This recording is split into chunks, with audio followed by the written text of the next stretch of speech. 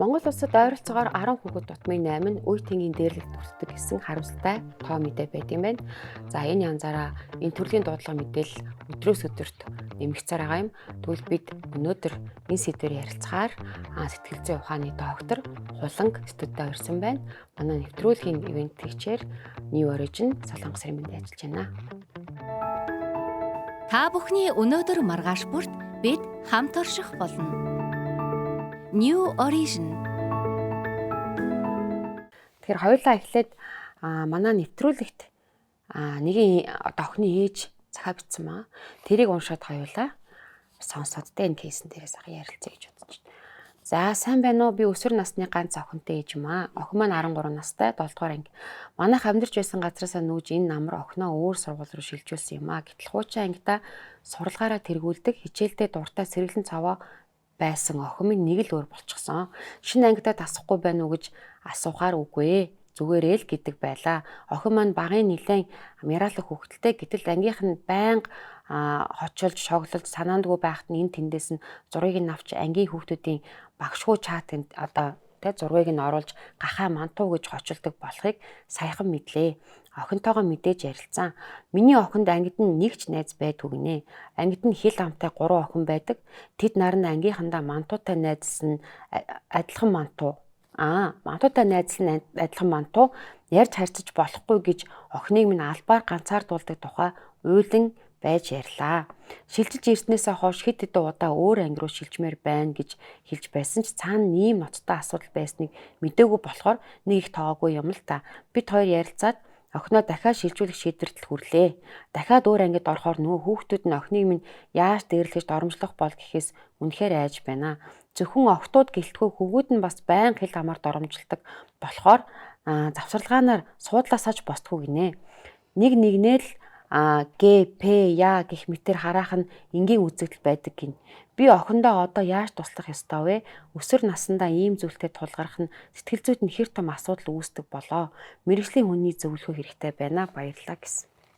Хоёулаа хамгийн түрүүний эхний асуултыг энэ үе тэнгийн дээрлэлт гэдэг үг, үе тэнгийнхэн гэдэг үг ер нь зөвхөн өсвөр наснд хэрэглэгддэг үг юм уу? Одоо жишээ нь үе тэнгийнхэн гэхлээр дээрлэлт гэхлээр 20 наснд ч байх боломжтой юм уу? 30 насны үеийнхэн ч юм уу те?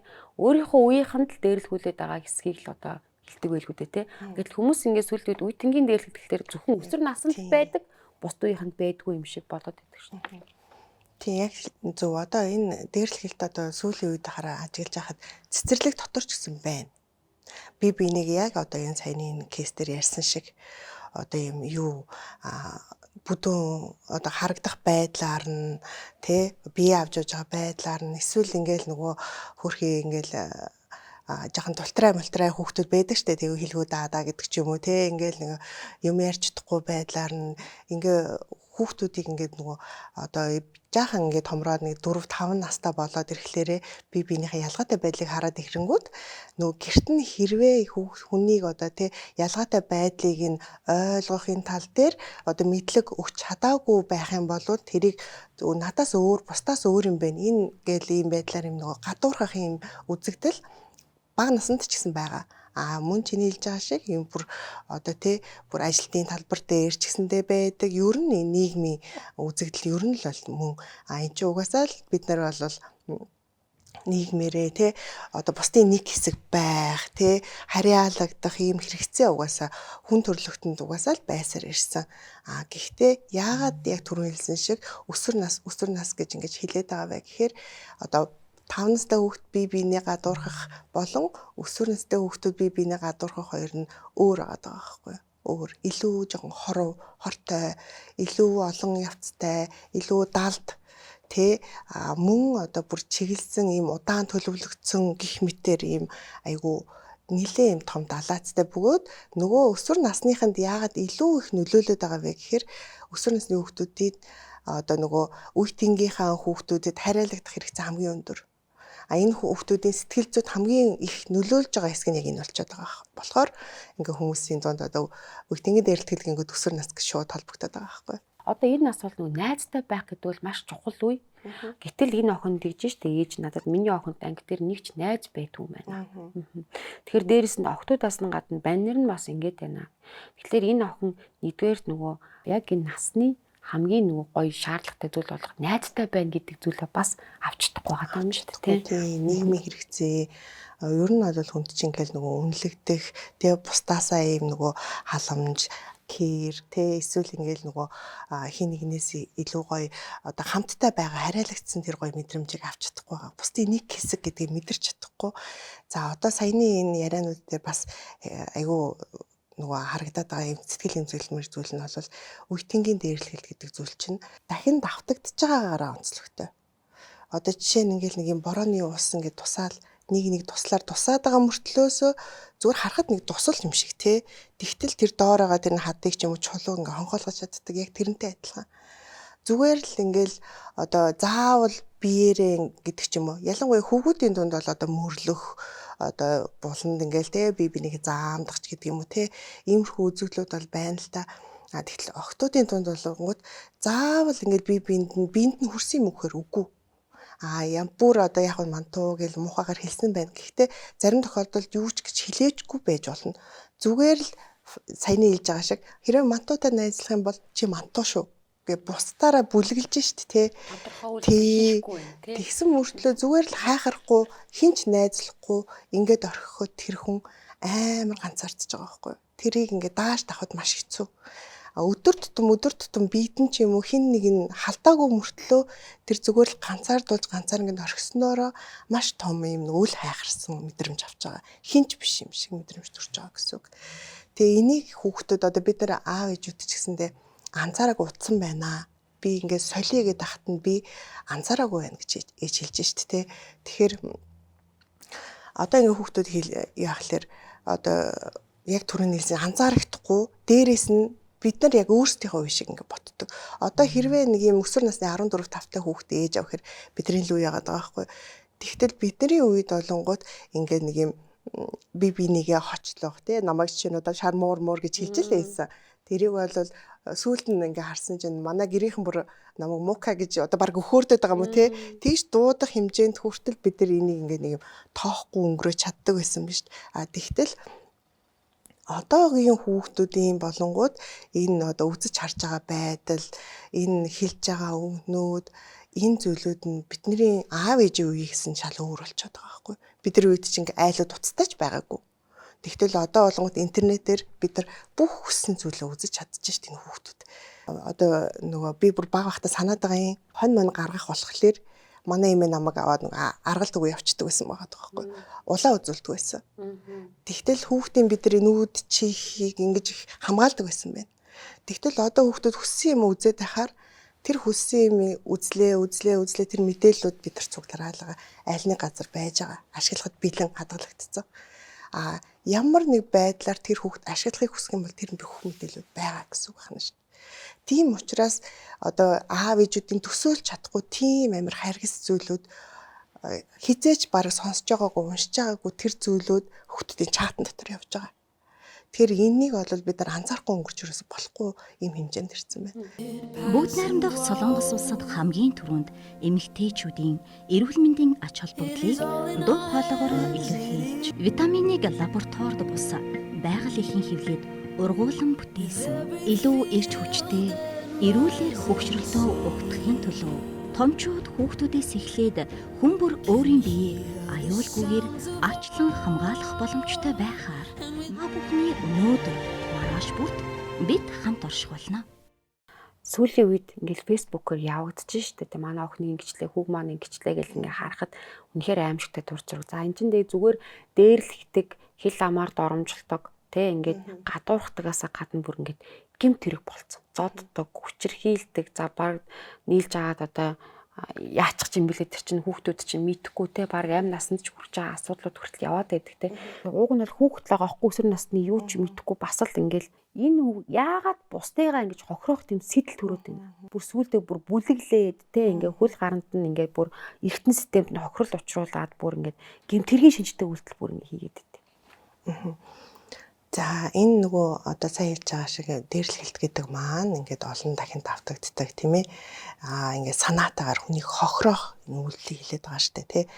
Тэгэхээр ингээд тэр хүүхэд яаж өвдөх вэ гэдгийг мэдж байгаа мөртлөө санаатаагаар өвтгөж хармаар байна шүү дээ. Тэр хүн тий яагаад ийм төвшөнд хүрч вэ гэхлээр одоо жишээ нь ингээл нэг юм айл байлаа гэхэд ингээл мэдрэмж болвол ингэ цочин юм а гэж ярьж байгаа юм. Нэг магадгүй ус байлаа хичуулчин юм а гэж байгаа байхгүй юу. Тэгэхээр ямар нэг байдлаар амьдралынхаа аль нэг цаг хугацаанд тэр хүүхд өөрөө тэрийг мэдэрсэн л байх гэдэг шүү дээ. Тэр мэдрэмжүүд ирээл. Тэгтээ тэрийг яаж гаргахаар мэдээгүй тэр хүүхд. Тэгээд ингээ поромтлогцоор агаад хааш нь их юм мэдэхгүй. Тэгээд яах вэ гэхээр тэр их өвдөлтийг хааш нь гаргах уу гэхээр өөрөө ганцаараа мэдрээд тах нэг хэцүү байгаа байхгүй. Дааж давж чадахгүй хэмжээнд ирэхлээр магадгүй өөр хин нэг өвдгийг харах байж болно. Ингэхлээр дээрлэхэлтийн нэг талаас аваад байна, нөгөө талдаа дахиад нэг хүнийг дээрлэхэд байна гэсэн. Тэгтэл тэрний золиос болоод байгаа нууд нь болохоор нөгөө дээрлэхүүлээд байгаа мөртлөө хэнийг ч дээрлэхдэггүй нөгөө хөрхөн одоо нөгөө сайн хүмүүжлтэй хинд ч гим хоргүй мөртлөө дээрлэхүүлээд байгаа хүүхдүүд. Тэгээ саяны ээж хэлж штэ тэ хүүхдээ аваад ингээд өөр сургууль руу шилжүүлэхээс өөр аргагүй боллоо гэж. Тийм. Тэгтэл нөгөө дээрлэхэд байгаа нөхдүүд хിവэрэ байж л байгаа гэсэн үг. Дараагийн анги дээр магадгүй дахиад гарна гэсэн үг байхгүй. Тэгэхээр нөгөө одоо яг нийтлэг дүр зураг юу вэ нөх гэхээр ээж аваад энийг шийдэх гээд одоо сургуулийн захиргаач гэдэг юм уу, ангийн багш гэдэг юм уу, нийгмийн ажилтан ингээл үе шаттайгаар явна. Тэгээ шантардаг. Тэгээ эргээгээд тэрийг ямар ч арга хэмжээ авдгүй тогтолцоо багхгүй. Одоо байдаг ч гэж магадгүй мэдгүй энийг нэг харилцан уялдаатайгаар шийдэж чаддгүй. Ингээд эцсийн үр дүн нь яадаг вэ гэхээр нөгөө саяхан бас гараалсан. Нөгөө аав ээж дээр эргэж ирдэг. Тэ нөгөө дээрлэхэд байгаа хүүхдийн аав ээж дээр асуудал очдог. Тэгэнгүүт нөгөө аав ээж нь эргээд нөгөө хүүхдтэйгээ ярина шүү дээ. Чи яагаад ингэж байгаа юм чи бол за саяндаа л нэг 7 хоног гэрт нь хорьсон л гин те. Тэр 27 онс хүүхд эргээд яах юм? Чи яасан их хүн ховлдیں۔ Гэд буцаад нөгөө хүүхдээр очих байхгүй. Хэрвээ магадгүй тэрний шатнд дараагийн шатнд юу гэж болох вэ гэхээр бүр илүү даалт хэлбэрийн байж болно. Сэтгэл зүйн дарамтуудыг үзүүлж болно гэсэн үг. Тэгэхээр одоо түрүүний ээж бас асууж шít. Ингээд дахаар сэтгэл зүйд хэр том хор хохиролтой вэ гэж асуугаад шít тий. Тэгэхээр ингээд өөртөө итгэлгүй ямар ч дур сонирхолгүй хүнтэй харилцаж чадахгүй уруудаараа зарим хүүхдүүд бүрээ хүний нүд рүү ингээд харж чадахгүй болцсон байдаг бүр ингээд ийм болцсон байдаг. Ингээд хүний нүд рүү нүүрлө харах ирэхгүй юм шиг санагдтал нь бүр тэр хүнийг одоо тоос хөдлөх хэмжээнд амьдрах ёсгүй юм шиг хэмжээнд хүртэл тэр оршихуурын дайрсан байдаг. Тэгээд ингээ удаандаа бол тэр хүүхдүүд сүүлийн үед одоо ямар юм хамгийн их одоо сэтгэл эмзэглүүлж гинөө гэсэн чинь ийм нөгөө гар шуун дээр, гуйн дээр тий нэмгэн зурааснуудыг ингээд гаргаад байгаа. Тэгээд тийм хүүхдүүд яг ийм амиа орлох сөдөлтэй юм уу гэхээр үгүй энэ яг амь насанд тохиролтой биш. Зүгээр л одоо нэг мэдрэх тэрийг өвдөлтийг мэдрэхийг хүсэж байгаа байхгүй. Яагаад гэхэд асуугаад байна гэхлээр тэр сэтгэлдээ тэрнээс их өвдөлтийг тэгээд байгаа учраас тэрийг мэдрэхгүй тулд жоохон сатаарж байгаа өвдөлт юм уу да. Тэгэхээр одоо бид нар ийм их тэр одоо ямар их өвдөх вэ? Тэрнээс их өвдөлтийг бидний хүүхдүүд одоо сэтгэл зүйн хувьд ингээ мэдрээд байна гэсэн үг. За хоёрдугаарт нь одоо ингээд бид нар бас гайхаад байдаг те. Энэ одоо ийм хөөрхөн байж чи яагаад дахиад ийм дахин мэцаасалт хийлгүүлээд байгаа юм бэ? Гоо сайхны мэцаасалт те. Яагаад ч л сэтгэл хангалуун болж чадахгүй байгаа байхгүй. Бусдад таалагдах хүсэл маш их.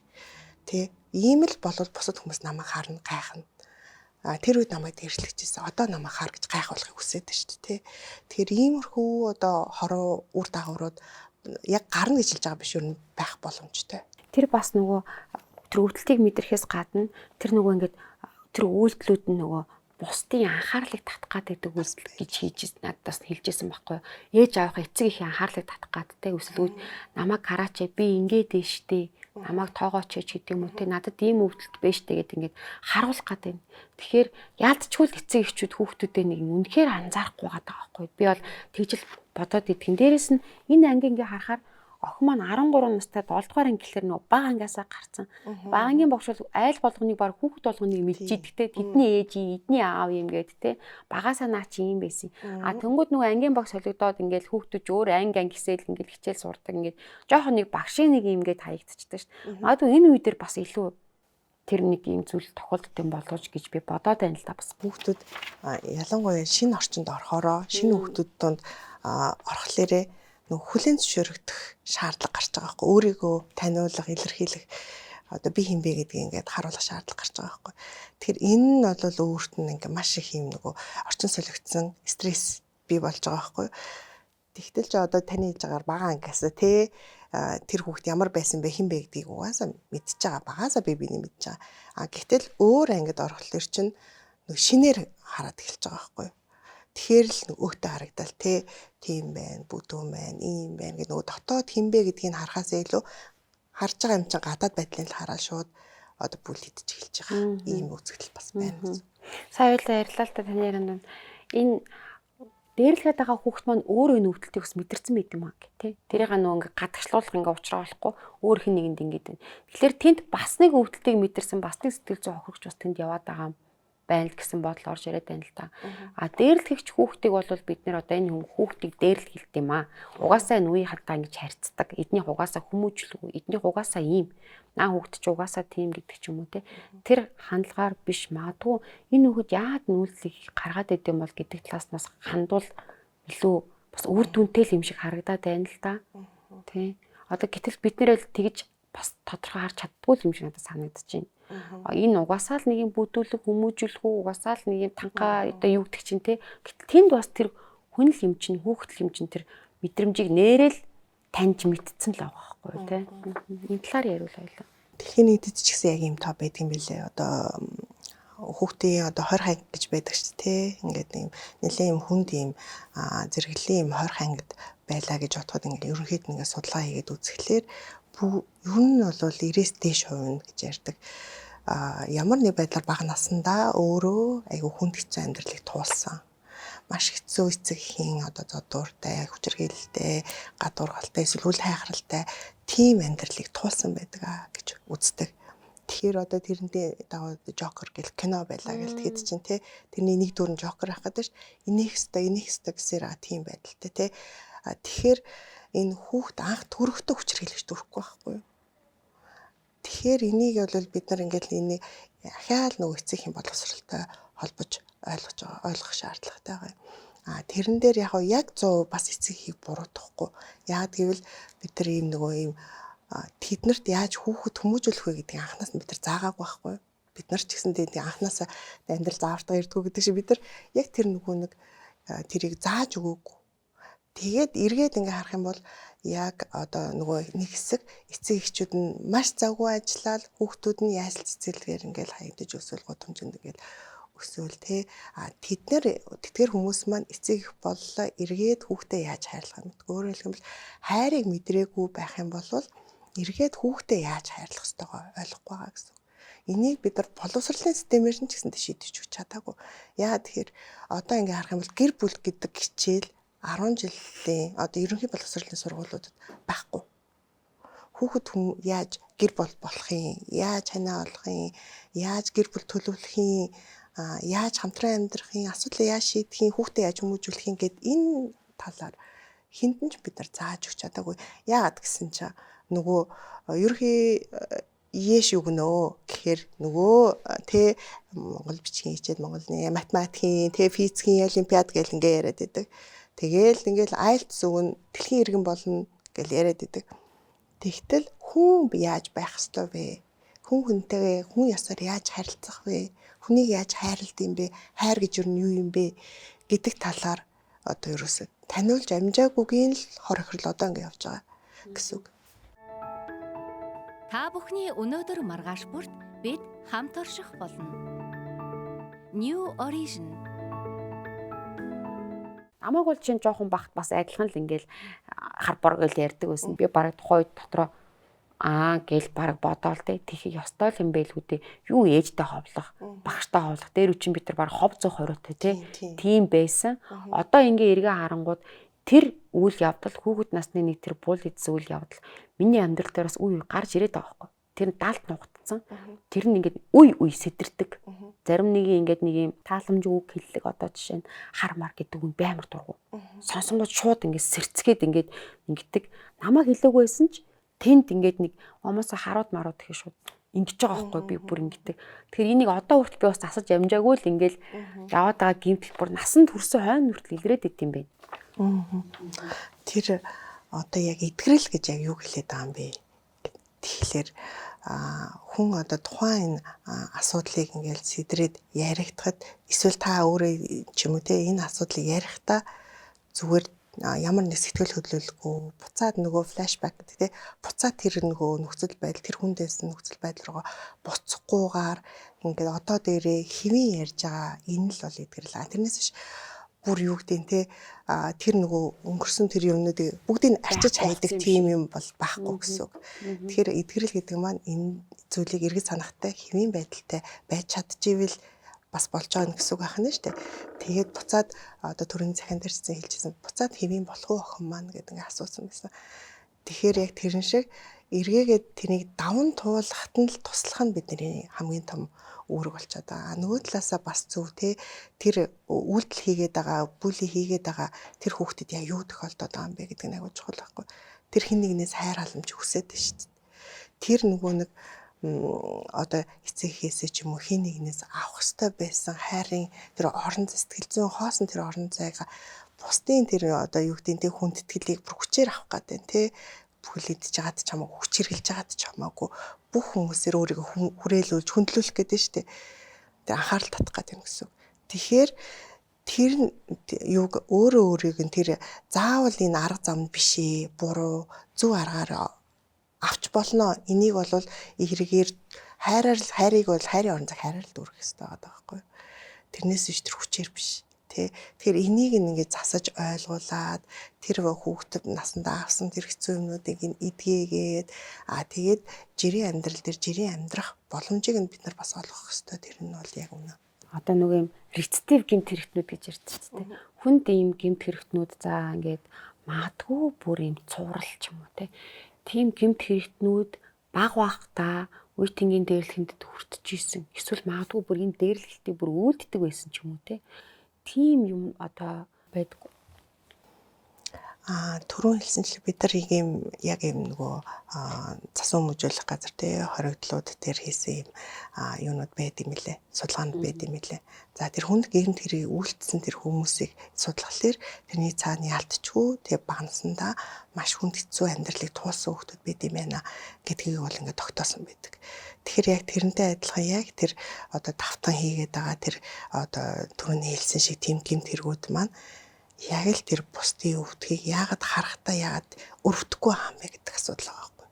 Яагаад өрөвдөхгүй байгаа юм бэ? Адилхан өвдөж байгаа. Хизээ нэгэн цагт өөрөө тэр өвдөлтөд өвдсөн.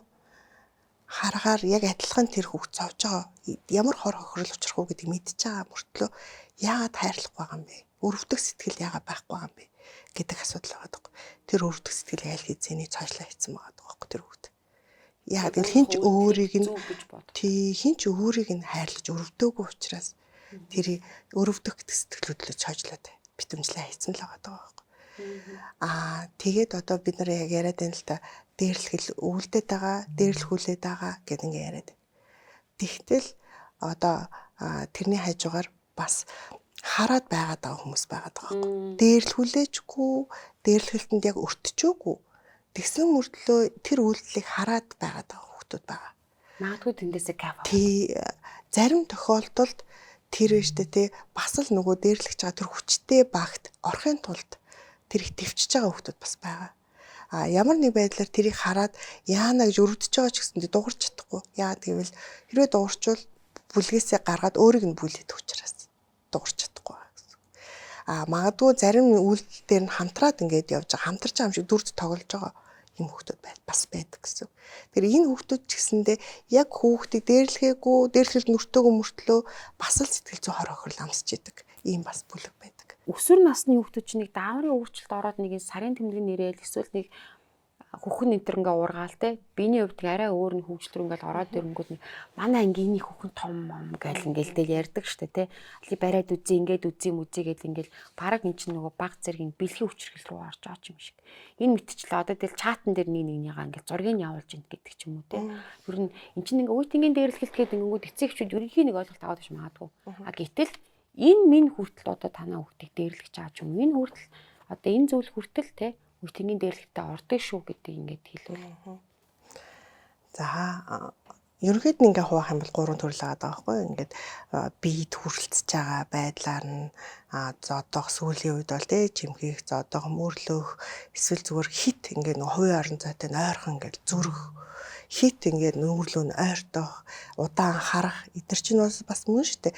Ингээл чатгаан өрхөн ингээл хараал ивэл яанаач тий яц юм бэл гэл хүм санаа зовё шүү дээ. Ялангуяа одоо ийм дээрлэлтэд өртөөд байгаа ийм өөрийг нь бондгор гэд ингээд мантуу цантуугаар нь хэлж байгаа хүүхдөл хөрхий тэр чинь амар юм зүг байхгүй. Тэгэхээр ингээл хараал ингээ байгаад ах чинь бас айгүй таагүй. За тэгэхээр энэ ингээ биед хүрч байгаа байдлаар нь ингээд байх нэ. За тэгтэл чи одоо нөгөө хэлж байгаа муухай үгнүүдээрээ. За хамгийн амар нь сошиалар тий нийгмээс гадуурхаж байгаа энэ үйлдэл бол хамгийн хүчтэй хамгийн амар. Сүүлийн үед бол харахад 30.7% нь ерөөсөө бүх дээрлэхэлтэй сошиал дээр байна гэж байгаа. За одоо ингээ харахад хүүхдүүд бүр яаж ийнө гэдгсэн чинь ийм нөгөө нэр нь мэддэхгүй сошиал аккаунтууд нээгээд за тэрүүгээрээ хинэн ч мэддэхгүй юм чи яадгийн гэсэн байдалтай. Намайг олж чадахгүй юм чи яадгийн гэсэн байдалтай. Тэрүүгээрээ ингээ сошиал дээр би бинийгээ маш муухайгаар хэлж байгаа. Бүр байц суух газаргүй болтолно гэж байгаа. Тэгээд нэг хүүхд одоо хит аккаунтаас тэ орж ирээл нэг өөрийгөө ч нэг өмөөрөөл нөгөөтгийн ч нэг доош нь хийгээл тэ янз бүрийн байдлаар тэр хүүхдийг гадуурхах үйлдэлүүдийг хийж байгаа. Бүгд найрамдах Солонгос улсад хамгийн түрүүнд эмэгтэйчүүдийн эрүүл мэндийн ач холбогдлыг дуу хоолойгоор илэрхийлж, витаминыг лабораторид бус байгаль эхийн хэвлээд ургуулсан бүтээсэн. Илүү эрч хүчтэй эрүүлэр хөгшрөлтөө өгдөхийн төлөө томчууд хүүхдүүдээс эхлээд хүн бүр өөрийн биеийг аюулгүйгээр ачлан хамгаалах боломжтой байхаар маа бүхний өнөөдөр маргааш бүрт бид хамт оршихолно.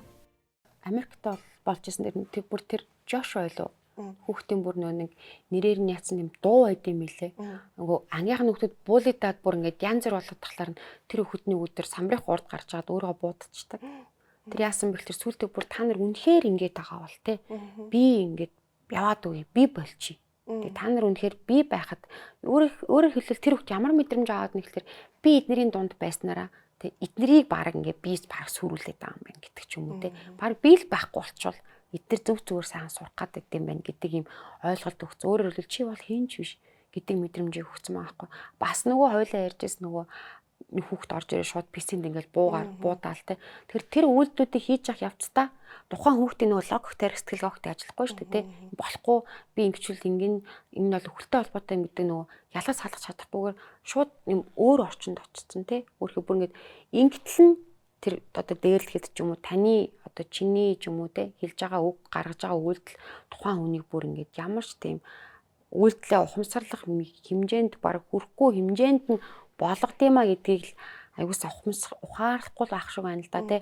Түнгүү дараа нь амиа оролцсон гэсэн тэгсэн гэвэл наа чи угаасаа л ийм одоо сул дорой хүүхэд ч юм уу тий. Угаасаа л жоохон дууга бүрэг ичимхий ангийнхантаа юм ярьдгүү ийм байсан гэдэг ингээд.